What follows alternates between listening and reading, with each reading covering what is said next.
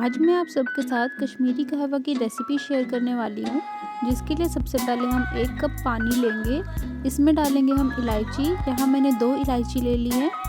इलायची डालने के बाद हम इसमें डालेंगे दालचीनी पाउडर। अगर आपके पास साबुत दालचीनी है तो आप वो भी डाल सकते हो। इसके बाद मैंने 1 चम्मच चीनी इसमें डाली है और ये है कहवा के पत्ते जो कि सूख चुके हैं। हम जब इसको इसमें डालेंगे तो हम इसे अपने हाथ से क्रश करके ऐड करेंगे और अब कुछ देर इसको बॉईल होने के लिए रख देंगे।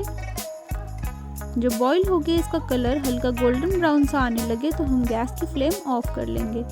इसे लगभग 2 से 3 मिनट ही लगते हैं बॉईल होने में। इससे ज़्यादा देर तक बॉईल नहीं करना है क्योंकि इसका फिर टेस्ट थोड़ा बिगड़ जाता है और इसका कलर एकदम से ब्लैक हो जाता है।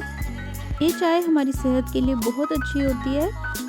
हम इसे ज़्यादातर विंटर्स में पीते हैं क्योंकि इससे बॉडी हमारी गर्म रहती है और कफ एंड कोल्ड से बचाता है हमें।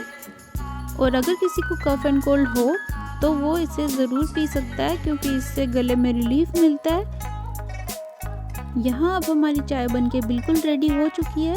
अब हम लास्ट में इसमें कटे हुए बादाम ऐड करेंगे। यहाँ मैंने बादाम बहुत ही पतले काटे थे ताकि मैं चाय पीते टाइम इजीली हम उसको खा सकें।